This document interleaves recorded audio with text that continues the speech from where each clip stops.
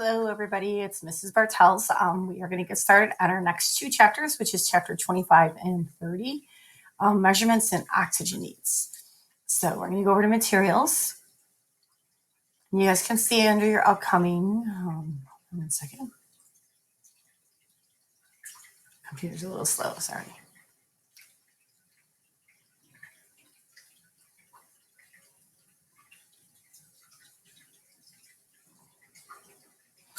There they go. So under the upcoming, you can see that there's your assignments for the rest of this week, Thursday, Friday, Monday, and Tuesday. And again, we'll be testing, I believe, next Wednesday.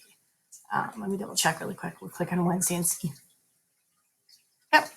So we will start chapter 25 today, Thursday, and you will be testing next Wednesday, the 27th. Okay. So I'm going to go over to materials really quick. And I'm going to scroll down to module 3. I'm going to click on chapter 25 and 30, which is the white file.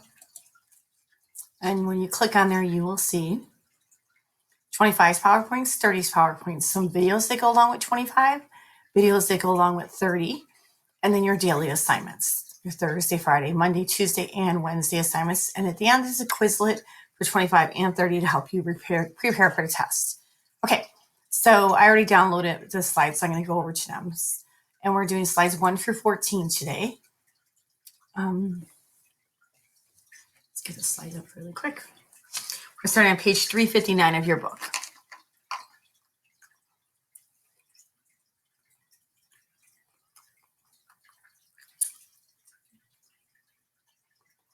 So this chapter is titled Measurements.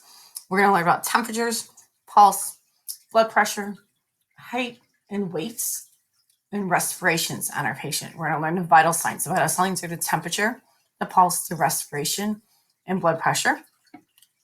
Okay. And then we're also going to learn about height and weight, how to weigh our person, how to do the height of a patient. Oh, why is this not opening up? Come on. Sorry, guys.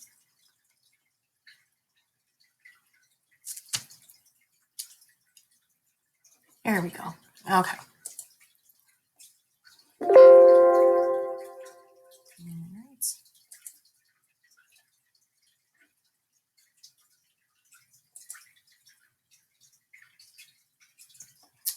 Okay, so here we go, chapter 25, measurements.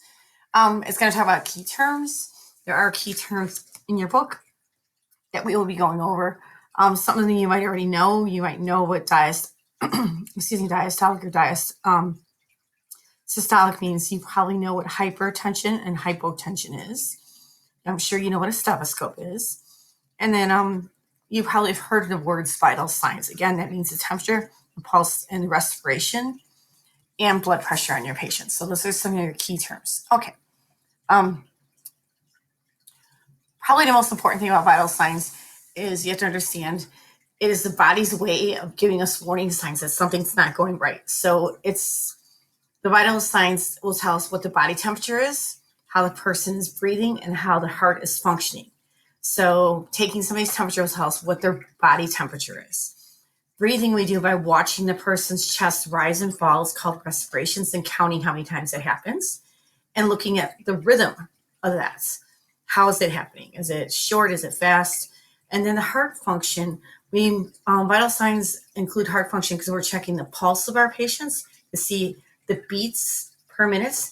And we're also checking blood pressure to see how long and how hard that heart is working, and and if it's getting enough rest, because it has phases where it's squeeze and release, squeeze and release. So that's what the blood pressure measures.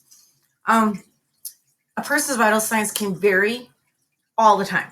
Okay, I'm sure you guys have had a fever because you had the flu, or you might have been not feeling good and you had the chills. Okay, so, and then the next day or 2 days later when the virus is all gone, you feel great again, your temperature's normal.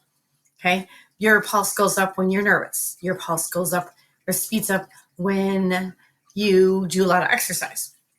Your pulse goes up when you're excited. Your respirations, your breathing increases with exercise. It can also increase when you have anxiety. Your blood pressure changes based on what's going on with your life, the stress in your life. It could also be changed based on your diet. So everybody's vital signs can be different. Again, they're affected by many different things I already named. Exercise is one of them. Anxiety is another one. Pain. If somebody's in pain, their blood pressure and their pulse can be changed. They might breathe heavier if they're not feeling well. If the body's in trauma, like maybe they had a car accident and the person's bleeding a lot, their blood pressure can drop down and their pulse can drop. Okay, so it's changed by many different things.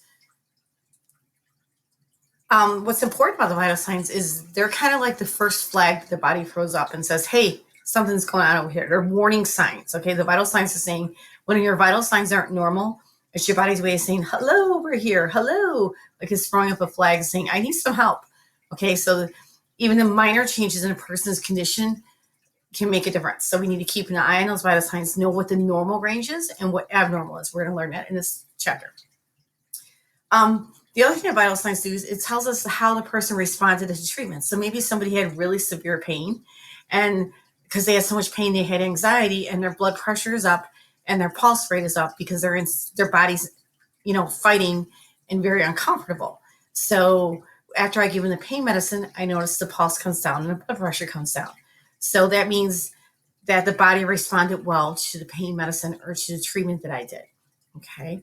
Another one is if maybe somebody's having a hard time breathing and they're very short of breath, and then we put oxygen on them and their breathing kind of slows down and they start to feel better. That's the vital signs. The respiratory rate is getting better. That's a sign that the treatment of oxygen is working. And they often signal life-threatening events. So again, if somebody's blood pressure is too high, we're worried about a stroke or heart problems. If somebody's blood pressure is too low, we're worried about is enough oxygen, is enough blood getting pumped for the body, is the body and the vital organs getting enough oxygen and blood. So again, depending on what your vital signs are, you could be in trauma or you could be at risk of certain diseases, okay, and life-threatening things happening. All right. Accuracy is essential. I love that slide. So accuracy is essential. If you don't know what accuracy means, it means you have to be correct. You cannot fake that you know how to do a vital sign. Okay, you can't just go in the room and hold a person's wrist and act like you're counting and just write down some random number. It has to be accurate. It has to be correct. It has to be done the right way. Because when you as a CNA or I as a nurse, you would report to me and then I would report to the doctor. If we report the wrong vital signs, the doctor might order medicine or might order treatment that the patient doesn't need, and we could actually cause harm to our patients. Okay, so you have to make sure that you're doing it correctly, that you measure correctly, you record it correctly, and you report it correctly. If you're unsure of your measurements, you should go and get a nurse and say, I'm not really sure. I think her pulse was this, but it was kind of hard for me to get. Can you come check it with me? Again, I say this all the time to my students. I'd rather have somebody be accountable and be honest than somebody fake it out. You cannot fake this kind of care out, you guys. You're taking care of bodies. You're taking care of human beings. You're responsible for their lives. Don't fake it.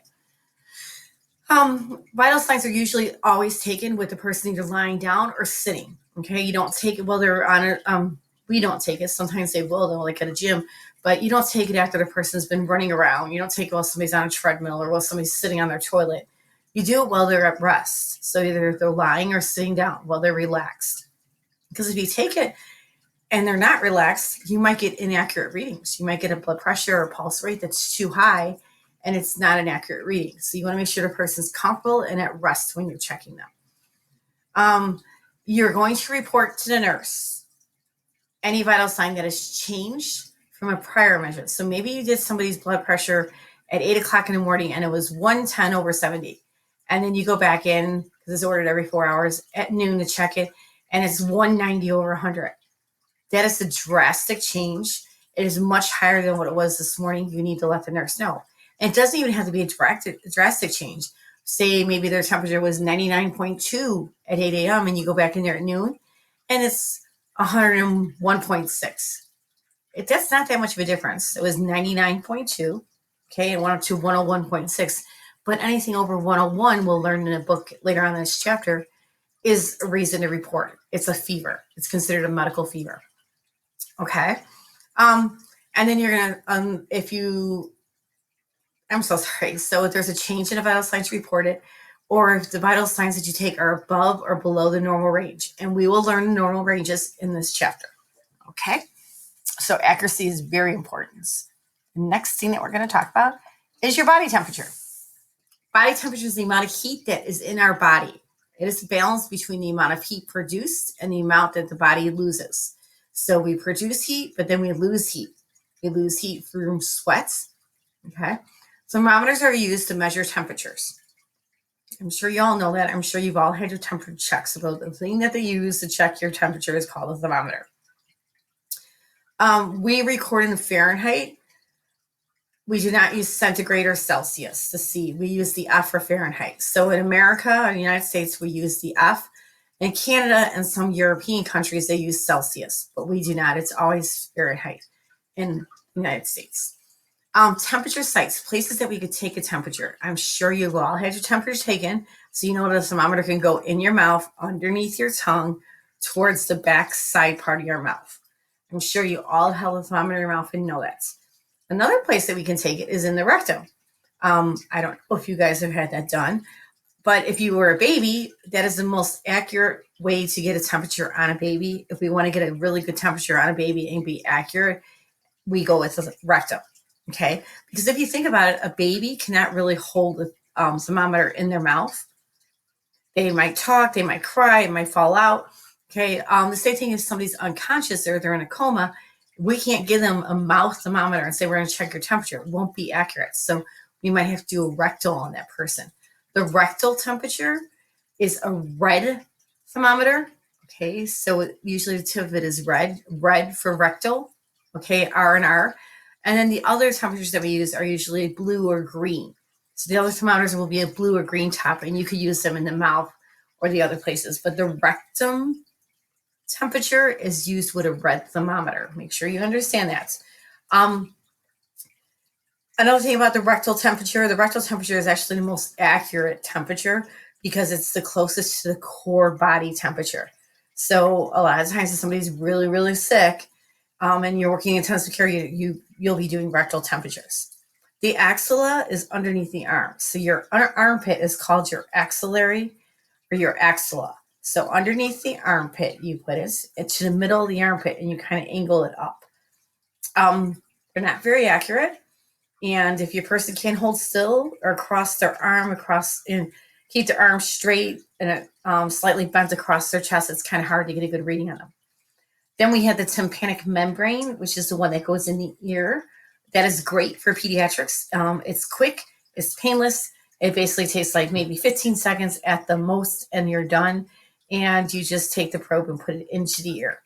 And then temporal artery, you might be seeing that now in COVID days, where somebody will say, okay, when you screen into a school, or maybe you screen into your office, or you screen into like work, or wherever you go, a lot of times if you go to a doctor's office right now, they'll screen you because of COVID, and they'll take a temperature or a thermometer and hold it up to your forehead and scan your forehead for a reading.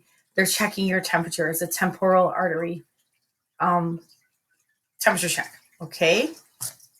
What else? See here, I'm going to hide this so you guys can see it. Sorry. Each temperature site has a normal range. So there is different ranges for each temperature site. The mouth has a different range than the rectum because the rectum is much warmer. The axillary has a different range than the rectum and the mouth because it's a little bit cooler. Okay, so there are different ranges. Let's go to the next slide. Hold on, I'm trying to find out. Sorry. Okay, I'm going to go over the ranges with you because they are not in the slides. So the different ranges for temperatures. If you look in your book, they are listed on page 361 in table 25.1. For oral temperature, the normal range is 97.6 to 99.6. The perfect body temperature is 98.6. Okay, so if 98.6 is the perfect temperature, when you're taking it orally, you could be 1 degree lower, 97.6, or 1 degree higher, 99.6. and that would be considered a normal temperature.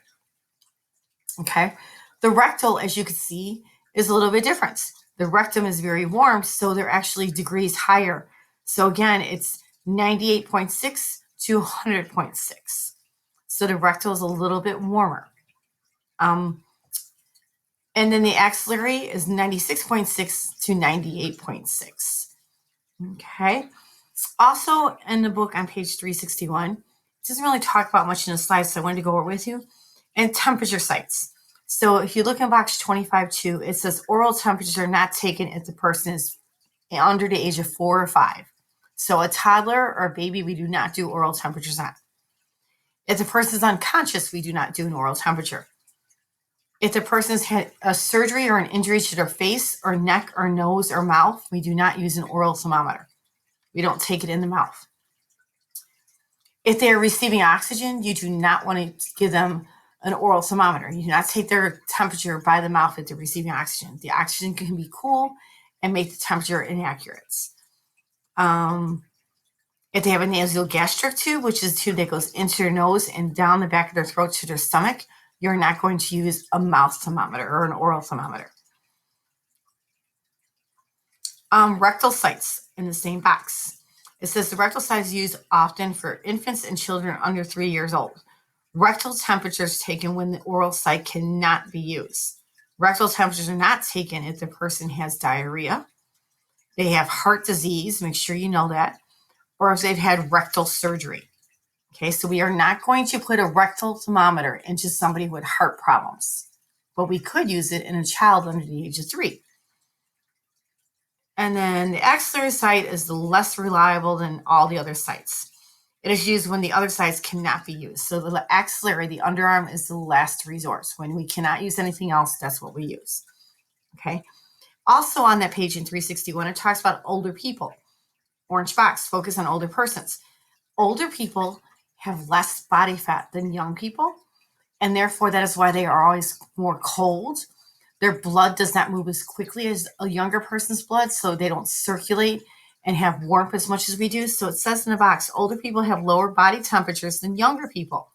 An oral temperature of 98.6 may be a fever in an older person, but in you it would be normal temperature. Tympanic membranes and temporal artery sites are used for persons who are confused and resist care. If somebody has dementia or somebody's fighting us, doing an oral temperature or a rectal temperature is not going to work. The quick and easy way is to do the ear one or do the forehead one. Okay, so if they're not going to understand or not being cooperative, the quick, less invasive way, the easier way to do it is the tympanic membrane or the temporal artery. Okay. And in that green box on page 361, it talks about safety. I already said it, but I'm going to read it to you. Rectal thermometers are dangerous for persons with heart disease. The thermometer can stimulate the vagus nerve and slow the heart rate to a dangerous level. So if they have heart problems, we do not do rectal temperature. Okay. So that kind of talks about the temperatures. And then we're going to go on to the next slide. So there's glass thermometer temperatures, which it kind of kills me if they're even in the slide, because honestly, you're not going to have anything on the state about them, and they probably will never use them in the current world of nursing. But I will say, I don't even think we're going to do anything about it. In your book, on page 365, you can see there's 3 thermometers. They look like pens almost. They're glass thermometers, okay? There's an A, a B, and a C, figure 25.6. So those are what they look like. Each one is different. The one that is kind of like a stub, B, the stubby one, is the one that they use for the rectal. Like I said, I have not used a glass thermometer in years on my patients. They're kind of dangerous, actually, because 1, they're glass, and 2, they do have a substance in them that can break off. They do not carry mercury in them any longer, but they're not really used. So, all right, we're going to go back to the slide. We're going to skip glass thermometers. Okay, An electronic thermometer. You might have one of these at home. You probably have seen one. So this is a basic one that people will carry, like have in their house, or they might carry in a first aid kit. You'll also have with these for your isolation patients, because you can't take the handheld ones in.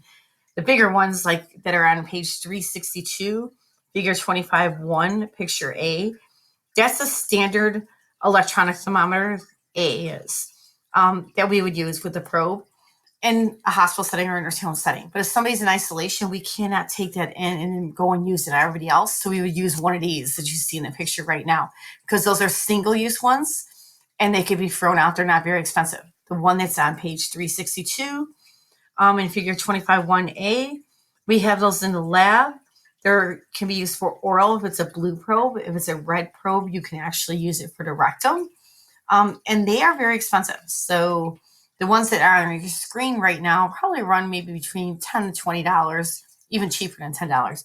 The one that's in the book that I'm talking about that we have in our lab, they can run between $100 to $600. Okay. All right. So page 362 has a picture of the different types of thermometers. This one's it's in panic membrane thermometer. It goes in the ear. So what happens is this area right here, it's like it looks like a little solo cup. It's a sleeve that goes on it. And then you push the button. You push the button and it will beep. You put it in the patient's ear, you push the button, and it will beep, and it will read out almost instantly what their temperature is. When you're done, you push this big gray button here, and the cup, the shield that was on there will pop off. And then you put a new shield on it for the next person. So we're not putting this, it's a cover that you put on it. So we're not using it in everybody's ear. We're covering it. Okay. It's called a probe cover, because this is a probe and it goes in the patient's ear. And the probe cover is basically, it looks like a little like medicine cup that goes over this. So this doesn't really touch the patient's ear. The probe cover does. And you take it off and put a new probe cover on for the next person. Okay. A temporal artery thermometer kind of looks like a piece of tape that you could put on a patient's forehead and it reads it. Another one is on page 362 of your book. In figure 25-1C, you might see this one, like I said, if you're coming into school, where it's basically like it's a radar or like a scanner. So it scans the temporal arteries. So the one on the screen right now is one that you apply to their skin. The one in the book is another temporal artery where you hold on a person's forehead and you move it across their forehead and it beeps and reads it. Okay, so those are different thermometers. Make sure you look at the pictures on page 362 so you understand the different kinds you might see at your facilities. And we'll have different ones in the lab for you to use and see as well. Okay, and then we're going to talk about pulse next. So pulse.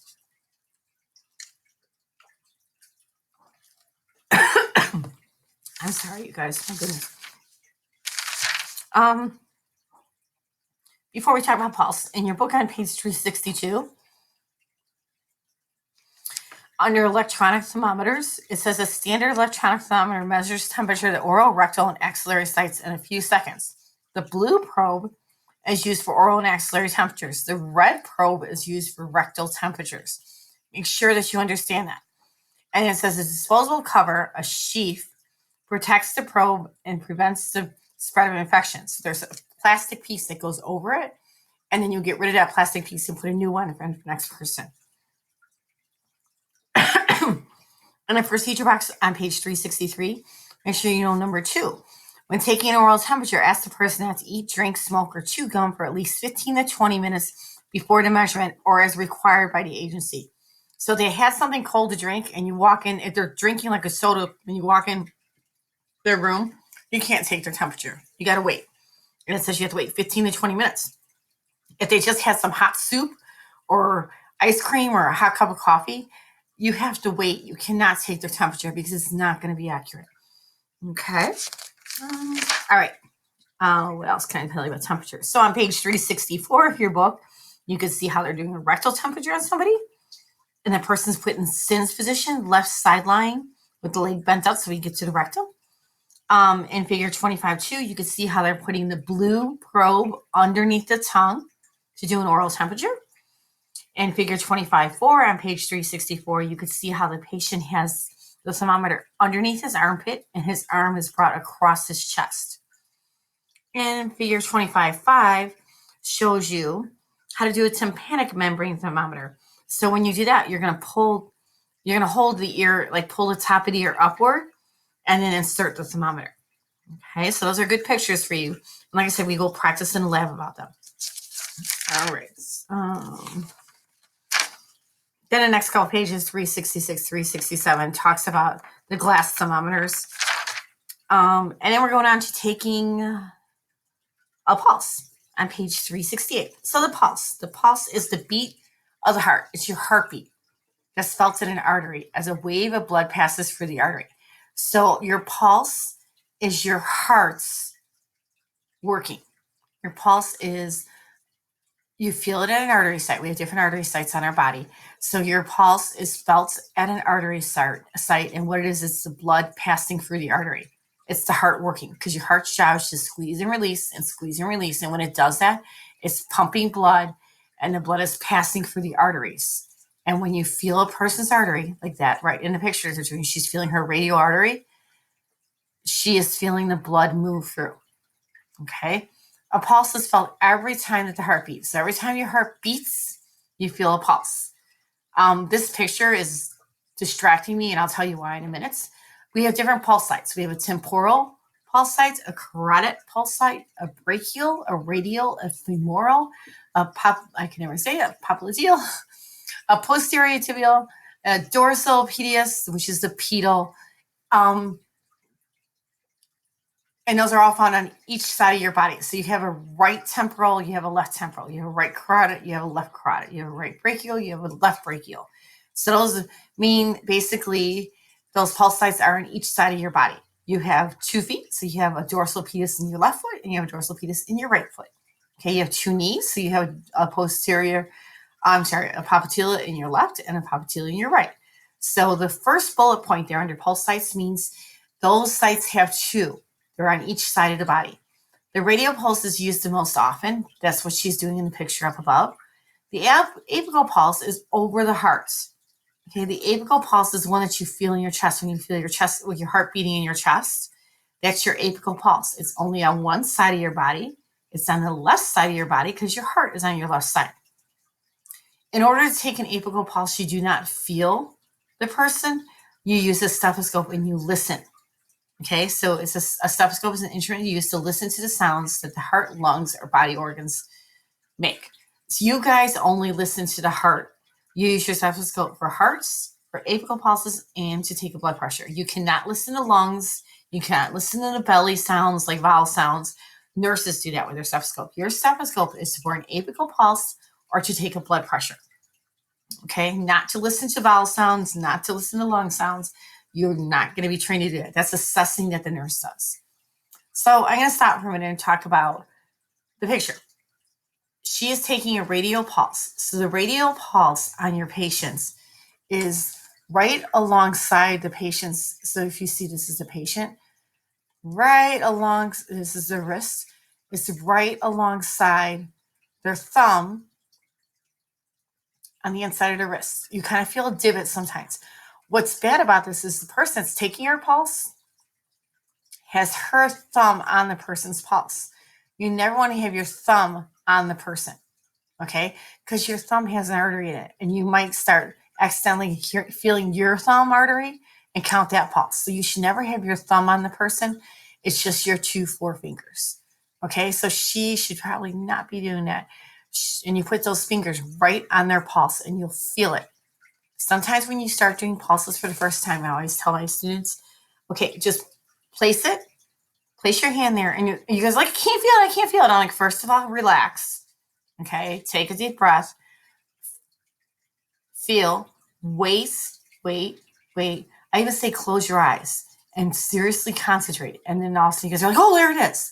But you do not think you're going to put your hands on somebody's wrist the first time and find it immediately. And even if you do this, great, but everybody's pulse is different. Miss Betty Jo has a pulse that's very irregular. My pulse is super strong. Like it's like boom, boom, boom. Like you can find mine in a minute. And then some people have really, like my husband, his pulses are very deep and they're hard to find. Okay, so don't get frustrated. You just have to keep trying, and you'll get better as time goes on with them. The radial pulse is the one that's in the arm or the wrist, and that's the one that we use the most often to take a pulse. You might ask why. Well, isn't it easy to get to somebody's wrist? In order to do the other ones, I might have to remove their clothing. A quick, easy, less invasive, meaning it's not going to violate their privacy, is doing the one in the wrist. That's the easiest one to get to, and it's not awkward. The carotid one is in your neck. Imagine you going to push your hand against somebody's neck, and I'd be like, what are you going to do? And then some of the other ones, like the femoral, is in the groin. So we're not going to reach in somebody's groin and take their pulse. So the radial is the best one to use. It's the wrist, and it protects the person's privacy, and is what we call less invasive, meaning it's not intrusive. It's not like offensive to the person. The pulse sites. On page 368 of your book, I want you to look at the body. I want you to understand where these pulse sites are. The temporal pulse is in your forehead on each side, your temporals. Okay, so you have one on the left and one on the right. The carotid is in the neck, and you kind of feel a divot alongside the neck. Never, ever, ever check both carotids at the same time. You check one. If you can't feel it, then you check the other one. Never keep your hands on both carotids at the same time, because again, that is an artery and it's pushing blood, which carries oxygen to your brain. So if you push on it and occlude, make the blood stop, your little brain's not going to get oxygen. So do not check both carotids at the same time. It's one. The carotid is the one that we use when we do CPR. So maybe if we find a person that's not responsive, and we're like, Johnny, are you okay? He's not responsive. You're supposed to reach for his neck, check his carotid, look and to see if his chest is rising and falling. If not, you yell, somebody call 911, I'm starting CPR. So the carotid in the picture on page 368 is the one that we use. It's in the neck. You only touch one at a time, and we use it for CPR. The apical is on the left side of the chest. It's the heartbeat that you hear with a stethoscope. Okay, so the apical is taken with a stethoscope. And it's called the apical because it's at the bottom part of the heart, the apex of the heart. The brachial is kind of like it's not in your fold of your arm, it's just above it. So if you kind of hold your arms out and like you bend your arms up, you bend them at the elbow, your brachial is right above that. And a little bit, it's above the bend of your arm, below your bicep, towards closest to your body. So again, the brachial, if you look at the picture, they're pointing to like the fold of the arm. It's actually right above the fold of the arm and right underneath the bicep, closer to the inner part of the body.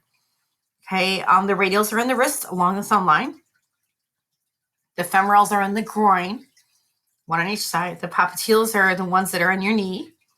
Posterior tibials are on the inside of your knee, ankles. Your pedals are on the top of your feet. Okay, so there's different pulse sites. We are going to give you guys a body to label them all and learn, so you get to learn them, because it's important to know all the different arteries and where you could feel for a pulse. Okay, so we will do like a body that we label in class. Okay. Also, we're going to label the stethoscope in class, which is on page 369. There are different parts of your stethoscope. There's the earpieces. There's I call them the arms or binaurals. I can never say that word. There's the tubing. And then the chest piece. The chest piece is the little thing on the ends that we apply to the person's chest or to the person's arm for doing a blood pressure. The chest piece is made up of the bell, which is the tinier part, and the diaphragm, which is the flat part. Okay, so again, the earpieces go in your ears. Okay, the tubing connects it to the chest piece, and the chest piece goes on the patient. And there's a bell and a diaphragm that's part of the chest piece. If you don't have your book open, make sure you look at the stuff. It's on page 369, and we will label our stethoscope pictures and our body picture for the pulses in class. When you're using a stethoscope, it's important to remember a couple things. One, you need to make sure the earpieces are clean and the chest piece is clean. So you have to clean it between patients. So if you go to one patient and you're all done, you want to make sure you clean that chest piece before you put it on another patient, and you make sure you clean the earpieces. Another thing is stethoscopes are metal and they are very cold. So before you place one on somebody, you want to hold it in your hand and warm it up a little bit. Okay. And it shows you when you're applying to the chest how you hold it. You do not hold it on, you don't push down on the bell. You actually take 2 fingers and kind of with a V, you hold it on the diaphragm. Figure 2514 in your book is what I'm talking about. Okay. And figure 2515 shows how you warm it. And that's in the green box about warming the stethoscope. Another thing you have to realize too, when you have a stethoscope in your ear, your patient sometimes will try to talk to you. And it's very difficult for you to do your task or listen because the patient's talking. So you might have to tell the patient, shh, I need you to be quiet while I listen really quick with my stethoscope. Okay. And you might even have to say, shh. You put the stethoscope in your ear and they start talking, you go, shh. I said you got to be quiet. Okay. And sometimes I have to tell them, look, I just need you to be quiet for 1 minute so I can check your pulse and then we'll talk. Okay. All right. So there you go. The pulse rate. A pulse rate is a number of heartbeats that you feel in a minute. So when you're putting your hands on somebody's pulse, you're going to, every time you feel boom, boom, you feel something on your finger, you count it. So you hold your finger to the pulse, and every time you feel a sensation, that is the actual artery getting blood, you count it. Okay. A normal adult pulse is 60 to 100. So 60 beats per minute to 100 beats per minute. If it's above 100, it's called tachy. You might remember that from vocabulary. If it's below 60, it's called brady. And because it's the heart, it's called cardia. Okay, so tachycardia is a heart rate that's over 100. Bradycardia is a heart rate that's under 60. So this bullet point says report a pulse that is less than 60 or more than 100. So you might have to go and tell your nurse, I took Mr. Smith's pulse and I waited and I got 58 beats per minute. You need to let the nurse know because it's too low. Okay. Or maybe you put your fingers on somebody's radial and you take the pulse and you count it and you get 120 beats in a minute. You need to let the nurse know. And now we're going to talk about different qualities of pulse. So a pulse should be a regular rhythm, just like if you listen to a song and you should be able to tap it out. So I always tell my students when you first start taking a pulse, you might not understand what irregular means. I always say, close your eyes as you feel for the pulse and see if you could tap your foot out. Does it have a good rhythm? Okay. Boom, boom, boom, boom, boom, boom. It's a consistent rhythm. Okay. Is it strong where you're like, whoa, I can find it? Or is it kind of weak and it's hard to find? Okay. So we're looking at the rhythm. The rhythm means what is the pattern? Is the pattern normal? Is it boom, boom, boom, boom, boom, boom? It's like you could tap it out. Okay. Or is it irregular? Miss Betty Jo has an irregular pulse. So her pulse kind of goes boom, boom, boom, boom, boom, boom, boom, boom, boom, boom, boom, boom, boom, boom, boom. I'm not lying, you guys. It like pauses. Okay, so hers is irregular. So my pulse is very regular. My pulse is strong and regular. Miss Betty Jo's is kind of weak and irregular, meaning you can't really tap out her rhythm. And it's kind of hard to feel for hers. Mine is what we call normal rhythm. And it's easy to find. It's a forceful pulse. Okay, so those are just different things and terms that you need to understand when you're doing a pulse because nobody's pulse is the same. And the people, the nursing homes, what do you think their pulse is? You think it's going to be strong and healthy and forceful, or you think it's going to be hard to find and maybe weak? Again, the heart, you have to think about it, you guys. The pulse is the heartbeat. As we age, our heart is a pump. What happens as pumps get old? Do they go stronger or do they start to get weaker? So a person in a nursing home or an elderly person often has irregular pulses, meaning the rhythm isn't normal, or they're weak, or they could be weak and thready and hard to find. Okay. So know that the normal pulse rate is 60 to 100. The pulse rhythm and force is talked about on page 370 of your book. The pulse rhythm should be an irregular pattern. Some intervals occur between the beats. An irregular pulse is when the beats are not evenly spaced apart or they're skipped. So like Betty Jo's, I said a skipped. I was like boom, boom, boom. Boom, boom, boom, boom. It's not regular hers, okay? Force relates to how strong it is, how easy it is to find. Okay, I think we're going to go on to taking a pulse now. All right. So pulse sites. The radial pulse is used for the routine vital signs. We talked about that. The one in the wrist is the one that we use. To take it, you place 2 or 3 fingers of your one hand against the radial artery. Never put your thumb on it. It has to be your 2 or 3 fingers. It's usually your index finger and your middle finger that you place on the artery. And then you count the sensation for 30 seconds and you multiply that by 2. So if I count for 30 seconds and I get 28, I have to multiply that by 2, and the person's heart rate is 56 beats per minute. If you can't multiply, just add it. So here's another example. I put my hands on the person, I get the radial pulse. I check it for 30 seconds, and my number that I get is 42. So I only did it for 30 seconds, and you have to report it per minute. So you have to double that. So 42 plus 42 is 84. Okay, so you count for 30 seconds and then you double the number that you get. If the person is irregular, if it's hard to get, you count for the whole minutes. But if it's an easy one to get, you just count for 30 and then you double that number that you get. So if you get, say if you get 36, you're going to double it. It's 72 beats per minute. If I get 42, it's 84 beats per minute. And you record it as BPM, beats per minute. Okay, the next one I talk about is the apical pulse, which is on the left side of the chest, slightly below the left nipple at the base of your heart. You use a stethoscope to take it, and you have to count an entire minute. The heart, when you listen to the stethoscope and you hear the heart, it goes lub-dub. That's 1 count. Lub-dub, 2 counts.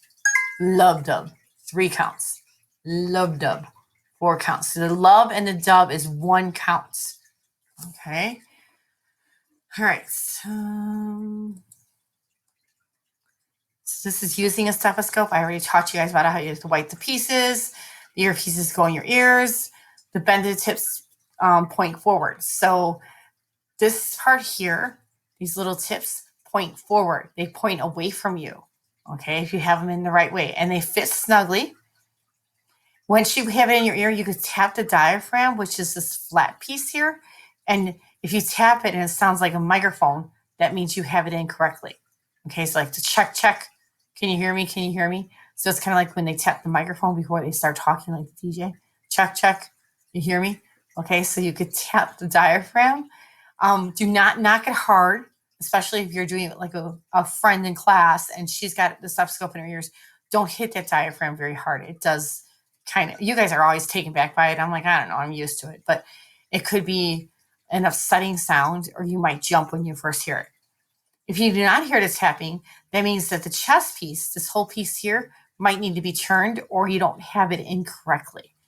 Check with the nurse if you still don't hear anything. So if you turn the chest piece, because the chest piece rotates, if you turn it and you check to make sure that you have it in right here and you're still not hearing anything, there might be something wrong with the stethoscope, or you might just be using it wrong. So go talk to your nurse.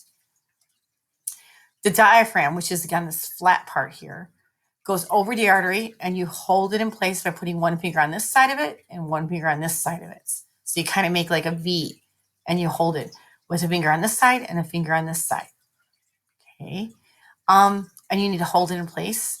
And then you need to prevent noise. So you want to tell people when you're using a stethoscope, people in the room, please be quiet.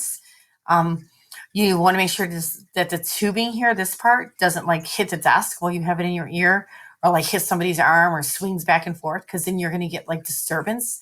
It's going to hurt your ears, and you're not going to get good readings when you're trying to get a pulse. So you need it to be quiet. Okay. And I usually yell at you guys if you're too loud when we're doing pulses, just so you know. You're like, oh my God, Mrs. Bartels. All right. I believe we're supposed to stop at slide number 14. So I am going to stop, and we're not going to talk about respirations. The The last thing I'll tell you in your book for pulses, there's some nice pictures. 2517 shows you how they're doing a radial pulse on a person. Again, it's alongside the thumb on the wrist area.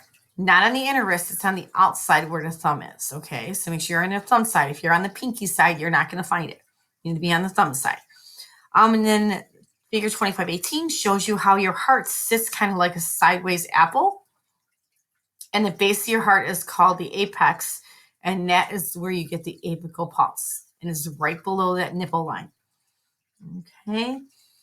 We do apical pulses for 1 minute using a stethoscope. And the reason why we do apical pulses versus radial is on page 370, the purple bullet points. It says apical pulses are taken for a person who has heart disease, a person who has irregular heart rhythm, or who takes drugs that affect their heart. So like I am a home health nurse for heart failure patients. So my heart failure patients, when I visit them and see them once a week, I have to check their lung sounds as well as their pulse, but I do heart sounds and an apical pulse. I never do a radial pulse because many of them have very irregular hearts because of heart failure. Okay, and they get medication to regulate their heart out. So we do not check radial pulse, and then we check apicals. Okay, and that is it, guys. We're ending on page 372, slide number 14, respirations. Have a good one. Talk to you later.